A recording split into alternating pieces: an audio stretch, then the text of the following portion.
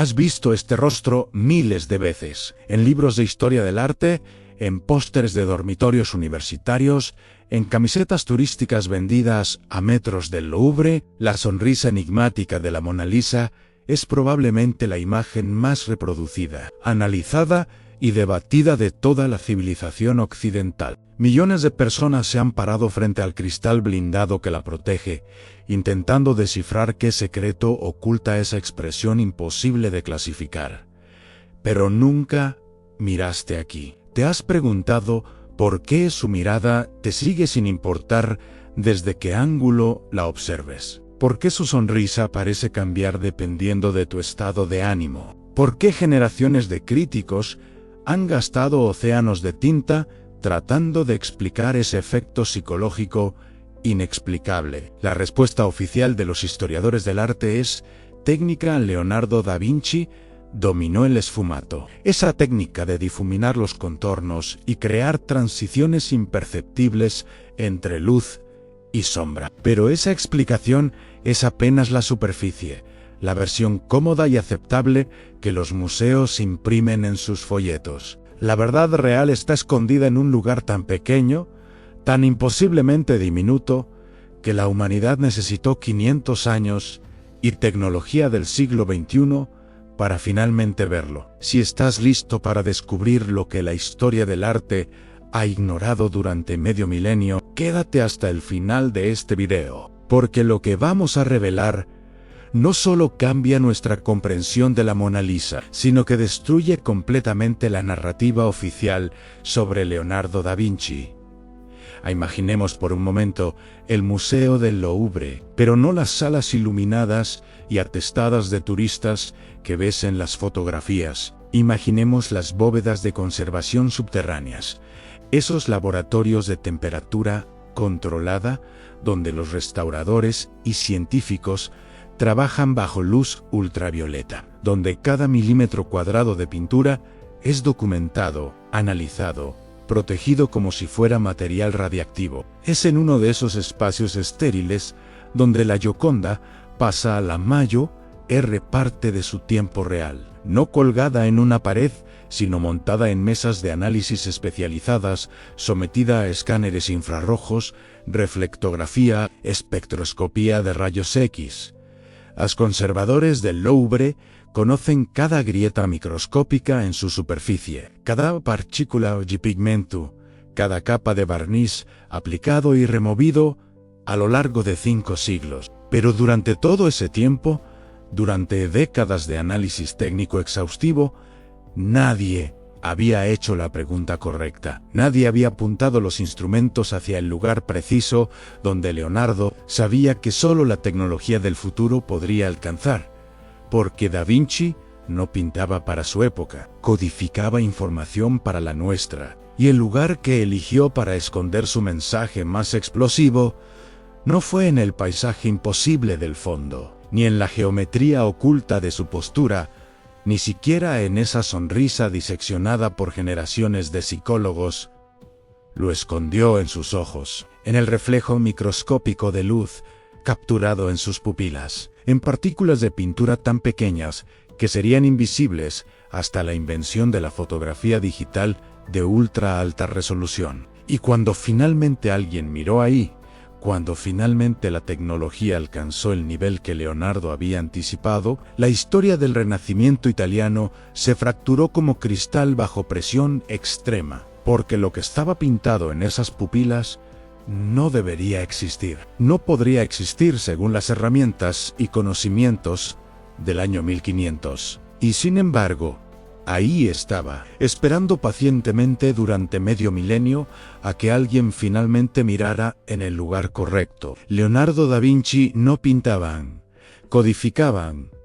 Cada obra que salió de su taller florentino era una cápsula temporal de información encriptada, diseñada para resistir siglos de escrutinio superficial hasta que la tecnología correcta finalmente pudiera decodificarla. Los historiadores del arte lo celebran como el arquetipo del genio renacentista, el hombre universal que dominó la pintura, la anatomía, la ingeniería y la arquitectura con igual maestría. Pero esa narrativa cómoda ignora la evidencia más perturbadora. Da Vinci operaba bajo un nivel de paranoia y secretismo que no tiene paralelo en la historia del arte occidental. Sus cuadernos personales están escritos en escritura especular invertida, legible solo mediante un espejo.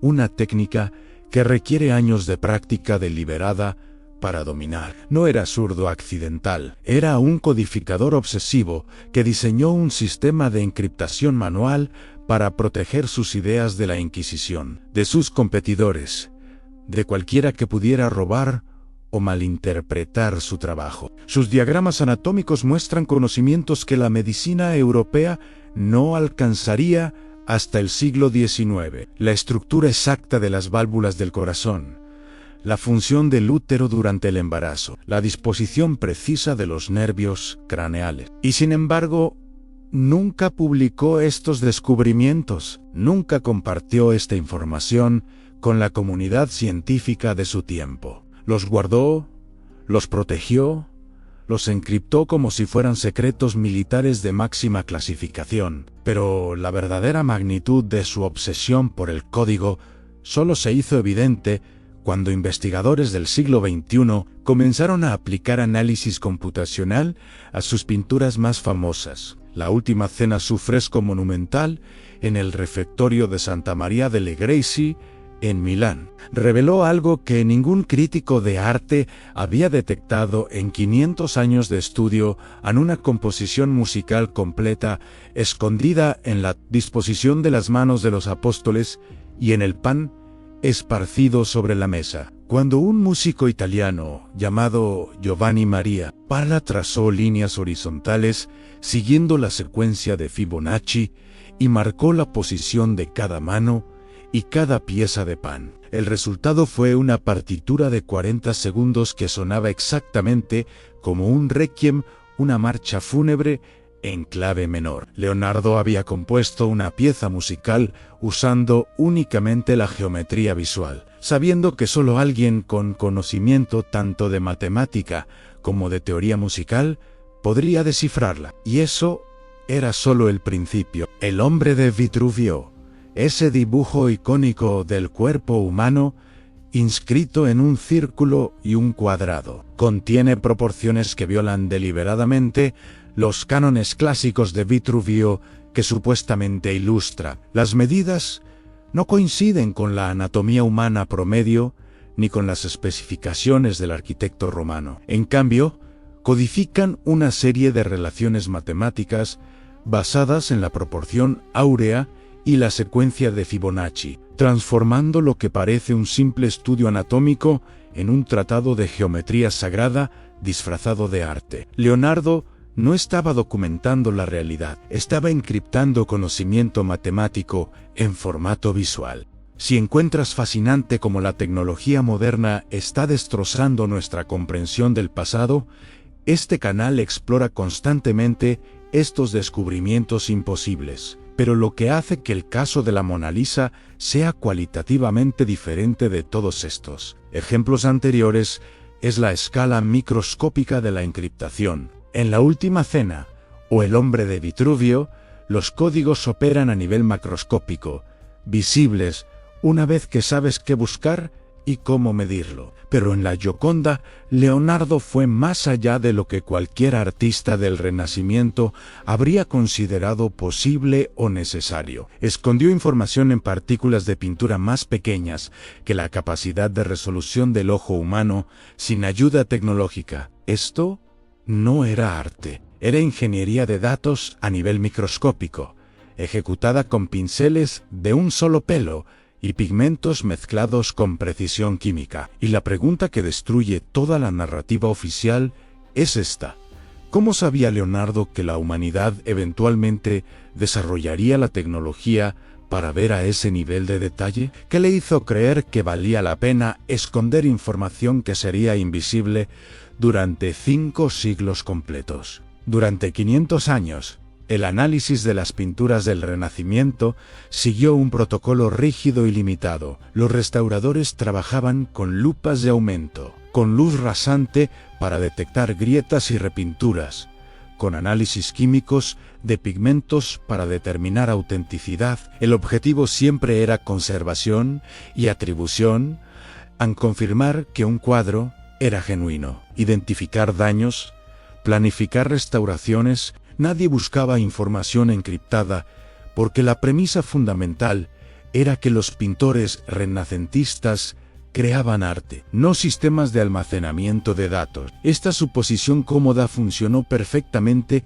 hasta que alguien decidió romper el protocolo y tratar una obra maestra del arte occidental, como si fuera evidencia forense en una escena del crimen. En el año 2006, un investigador italiano llamado Silvano Vincetti, presidente del Comité Nacional para la Valorización de Bienes Históricos, Culturales y Ambientales de Italia, hizo algo sin precedentes. Vincetti no era un historiador del arte tradicional. No provenía de las academias de Florencia o Roma que controlaban la narrativa oficial sobre el Renacimiento. Era un investigador que había aplicado metodologías forenses a misterios históricos. Alguien que creía que la tecnología del siglo XXI podía responder preguntas que 500 años de crítica de arte habían dejado sin resolver. Su propuesta al Louvre era simple pero revolucionaria, al permitirle aplicar microscopía digital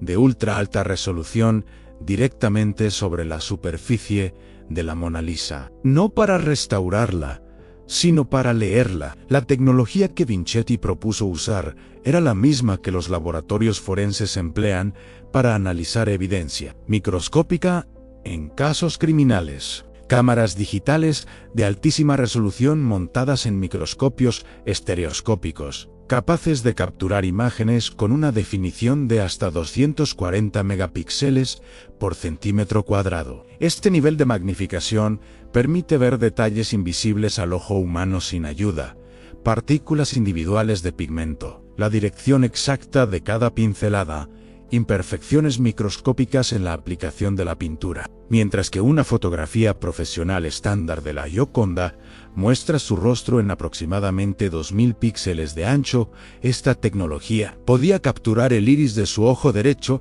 en más de 50.000 píxeles, revelando una capa de información completamente inaccesible para generaciones anteriores de investigadores. Pero, ¿por qué nadie había hecho esto antes? La respuesta revela algo incómodo sobre la naturaleza conservadora de la historia del arte académica. Los museos y los departamentos universitarios operaban bajo un paradigma que consideraba las pinturas como objetos estéticos y culturales, no como dispositivos de información. Analizar la Mona Lisa con tecnología forense parecía casi sacrílego, como si estuvieras tratando una obra sagrada con las herramientas diseñadas para investigar homicidios. Además, existía el riesgo político en sí.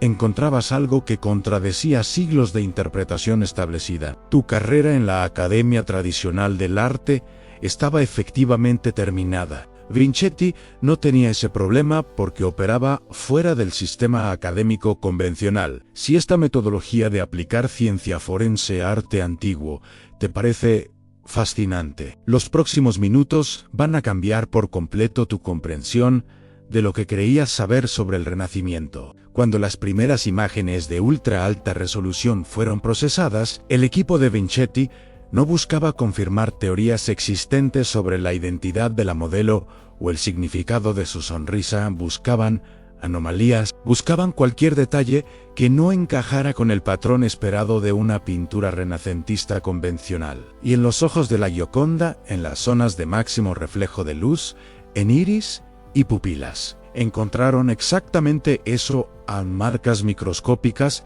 que no eran grietas naturales del envejecimiento de la pintura. No eran imperfecciones accidentales del proceso de aplicación del pigmento, eran caracteres, letras mayúsculas diminutas, pintadas con precisión deliberada en un espacio no mayor que medio milímetro. El protocolo tradicional de análisis de arte había fallado durante 5 siglos, porque nadie había considerado que Leonardo pudiera estar operando a una escala que requería magnificación tecnológica para ser detectada. La pregunta ya no era si Da Vinci había escondido códigos en sus pinturas. La pregunta era, ¿qué decían esos códigos y por qué los escondió en el lugar más imposible de alcanzar sin tecnología del futuro? El primer zoom a 240 megapíxeles sobre el ojo derecho de la Mona Lisa reveló algo que hizo que el equipo de Silvano Vincetti detuviera el análisis durante 48 horas completas, no porque hubieran encontrado un error en el equipo o una anomalía técnica en el proceso de captura de imagen. Se detuvieron porque lo que estaban viendo en sus pantallas de alta resolución era físicamente imposible según todo lo que la historia del arte sabía sobre las técnicas pictóricas del siglo XVI. En la zona del iris, exactamente donde la luz natural crearía un punto de reflejo brillante en un ojo humano real. Había marcas microscópicas que no seguían el patrón orgánico de grietas de envejecimiento ni las trazas aleatorias de deterioro químico del pigmento a lo largo de 5 siglos. Eran caracteres alfanuméricos, letras mayúsculas pintadas deliberadamente con una precisión que requería no solo una mano extraordinariamente estable, sino pinceles de un solo pelo de Marta y una capacidad de magnificación visual que no existía en el Renacimiento italiano.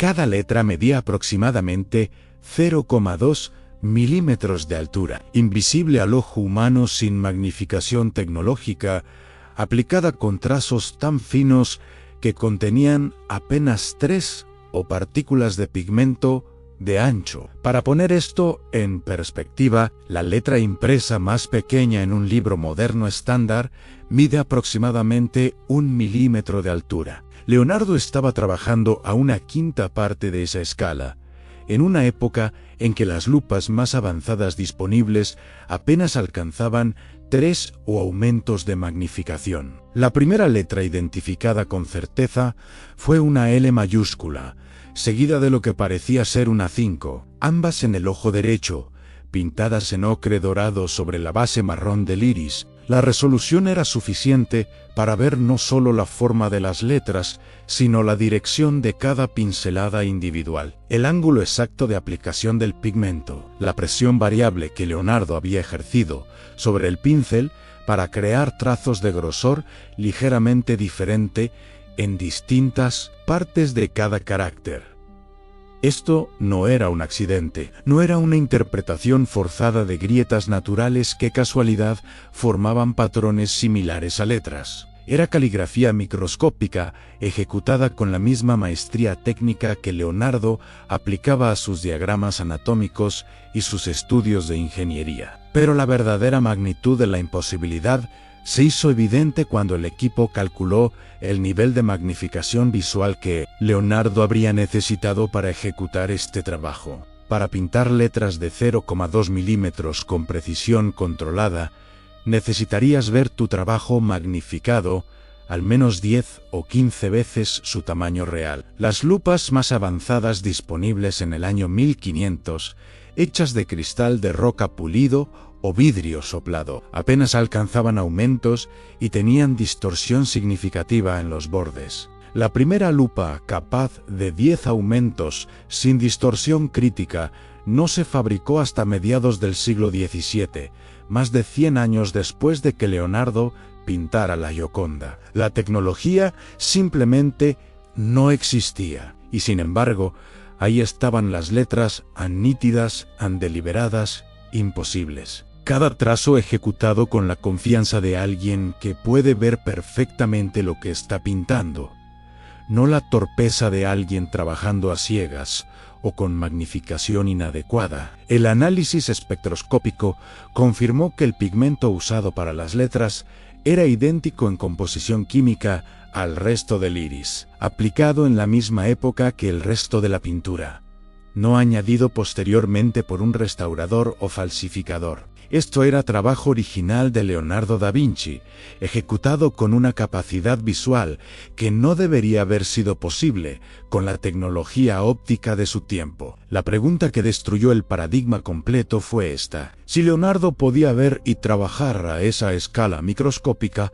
sin las herramientas que la física óptica Dice que necesitaba, que otra tecnología tenía acceso, que la historia oficial ha borrado o ignorado, y que decían exactamente esas letras imposibles, que valía la pena esconderlas en el lugar más inaccesible de la pintura, más vigilada del mundo. Una vez que el equipo de Vincetti confirmó la presencia de letras en el ojo derecho, el protocolo dictaba ampliar el análisis microscópico a toda la región ocular de la Gioconda. El ojo izquierdo reveló algo igualmente imposible, dos caracteres adicionales pintados con la misma precisión microscópica, usando la misma técnica de pigmento aplicado en capas de apenas 3 partículas de grosor. Las letras eran C y E, también en mayúsculas, también de aproximadamente 0,2 milímetros de altura, colocadas estratégicamente en la zona del iris, donde la luz crearía naturalmente un punto de reflejo secundario. Leonardo no estaba decorando aleatoriamente, estaba codificando información en el único lugar de una pintura donde marcas microscópicas podrían justificarse como efectos de luz natural si alguien las detectaba accidentalmente. Ahora teníamos letras distribuidas entre ambos ojos en L y V en el derecho, C y E en el izquierdo. La interpretación obvia, la que hace que 500 años de historia del arte oficial se desmorone como estructura condenada, es que estas letras son iniciales deliberadas. Leonardo Vinci en el ojo derecho, Caterina Elisabetta en el izquierdo. No son códigos abstractos, ni coordenadas geométricas, ni referencias a textos antiguos. Son nombres propios, identidades específicas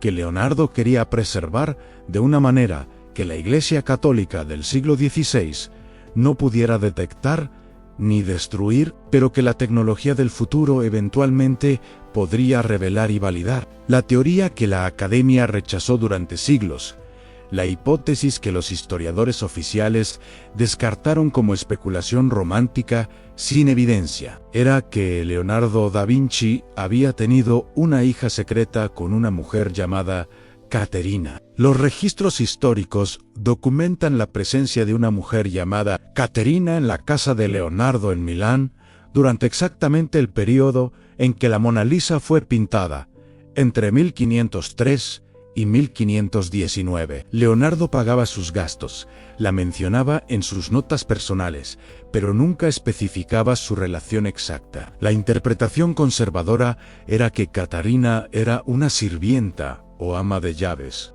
pero varios investigadores habían propuesto que la relación era mucho más significativa y que el Vaticano, que consideraba a Leonardo sospechoso de herejía y prácticas prohibidas, había forzado el ocultamiento de cualquier descendencia. Si esta revelación te está haciendo cuestionar todo lo que te enseñaron sobre el Renacimiento, asegúrate de seguir este canal porque cada semana destrozamos otra pieza de la historia oficial, con evidencia que la Academia prefiere ignorar. La evidencia física de las letras microscópicas transforma esta teoría de especulación a hipótesis testable. Si Leonardo pintó a su propia hija y escondió su identidad en código microscópico, entonces la Mona Lisa no es un retrato de Lisa Gherardini, la esposa del comerciante florentino Francesco del Giocondo, como la historia oficial afirma, es un retrato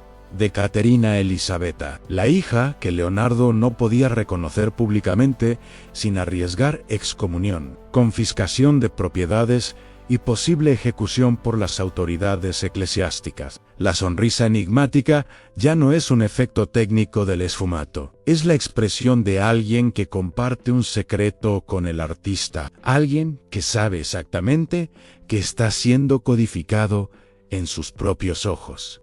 Pero hay una capa adicional de complejidad que hace esta revelación aún más explosiva. Si las letras son iniciales de nombres propios, entonces Leonardo estaba operando con un nivel de confianza en la tecnología futura que roza lo profético. Estaba apostando a que 500 años después de su muerte, la humanidad desarrollaría microscopía digital de alta resolución, que alguien tendría la audacia de aplicar esa tecnología a la pintura más famosa del mundo y que esa persona interpretaría correctamente el significado de letras microscópicas. No estaba escondiendo información para sí mismo ni para sus contemporáneos. La estaba preservando específicamente para nosotros, para la civilización del siglo XXI, que finalmente tendría las herramientas para leer su mensaje y validar. Una verdad que la Iglesia había trabajado durante 5 siglos para borrar. La pregunta final es,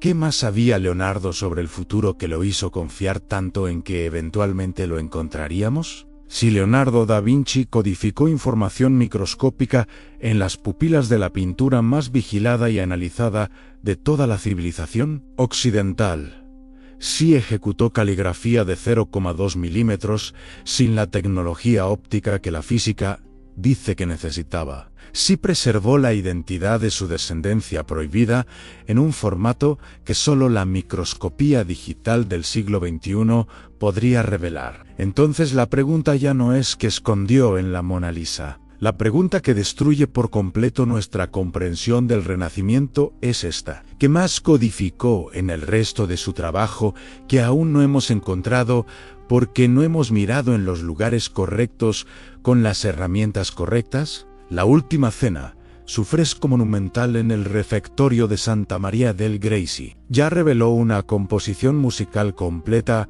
escondida en la disposición de las manos de los apóstoles y en el pan esparcido sobre la mesa. 40 segundos de requiem perfecto, una marcha fúnebre en clave menor que solo pudo ser detectada cuando alguien aplicó análisis matemático basado en la secuencia de Fibonacci a la geometría visual de la pintura. Pero ese descubrimiento operaba a escala macroscópica, visible una vez que sabías qué buscar. Si Leonardo estaba trabajando también a escala microscópica en la Última Cena, ¿qué información adicional está pintada en las pupilas de los 13 personajes sentados a la mesa? Hay letras microscópicas en los ojos de Judas, identificándolo de manera que la Inquisición no pudiera detectar. Hay coordenadas geográficas en los ojos de la figura controvertida sentada a la derecha de Cristo, la que algunos investigadores identifican como María Magdalena, el hombre de Vitruvio. Ese dibujo icónico del cuerpo humano, inscrito en un círculo y un cuadrado. Ya sabemos que contiene proporciones que violan deliberadamente los cánones clásicos que supuestamente ilustra. Las medidas codifican relaciones matemáticas basadas en la proporción áurea y la secuencia de Fibonacci, transformando lo que parece un estudio anatómico en un tratado de geometría sagrada disfrazado de arte. Pero el dibujo incluye anotaciones manuscritas en los márgenes, escritas en esa escritura especular invertida que Leonardo usaba para proteger sus ideas. Si aplicáramos microscopía de ultra alta resolución a esas anotaciones, encontraríamos capas adicionales de texto microscópico entrelazado entre las letras visibles. Hay un segundo nivel de información escrito en tinta que es químicamente idéntica a la visible, pero aplicada en trazos demasiado finos para ser leídos sin magnificación tecnológica. Y luego están las obras que Leonardo nunca terminó o que destruyó deliberadamente. Los registros históricos documentan que quemó cuadernos completos de diagramas y notas poco antes de su muerte en el año 1519, eliminando información que consideraba demasiado peligrosa para dejar en manos de la Inquisición, que contenían esos cuadernos, que era más peligroso que sus estudios de anatomía prohibida, sus diseños de armas de guerra, sus diagramas de máquinas voladoras. ¿Y por qué? Si estaba destruyendo información sensible, dejó intactas las letras microscópicas en la Mona Lisa. Antes de que terminemos, queremos saber tu opinión. ¿Crees que Leonardo estaba preservando historia familiar prohibida o estaba codificando algo mucho más grande? Déjanos tu teoría en los comentarios, porque cada perspectiva nos acerca a entender qué sabía realmente este hombre. La evidencia física de las letras microscópicas nos fuerza a reconsiderar no solo quién era Leonardo da Vinci, sino qué nivel de conocimiento tecnológico y científico existía realmente en el Renacimiento italiano que la historia oficial ha borrado o ignorado. Si Leonardo podía trabajar a escala microscópica sin las herramientas ópticas que la física dice que necesitaba, entonces alguien le proporcionó esa capacidad. Si estaba codificando información específicamente para la tecnología del siglo XXI, entonces tenía conocimiento del futuro que no encaja en ninguna narrativa materialista de la historia. Y si la Iglesia Católica trabajó durante 500 años para ocultar la existencia de su descendencia, ¿qué otra información sobre los orígenes del conocimiento renacentista ha sido sistemáticamente suprimida?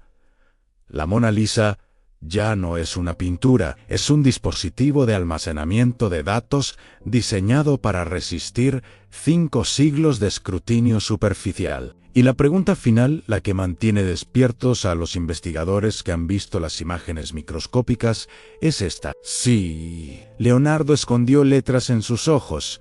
¿Cuántos otros mensajes microscópicos están distribuidos por toda la superficie de la pintura, esperando que alguien finalmente mire en el lugar correcto? ¿Y quién le enseñó a trabajar a esa escala imposible?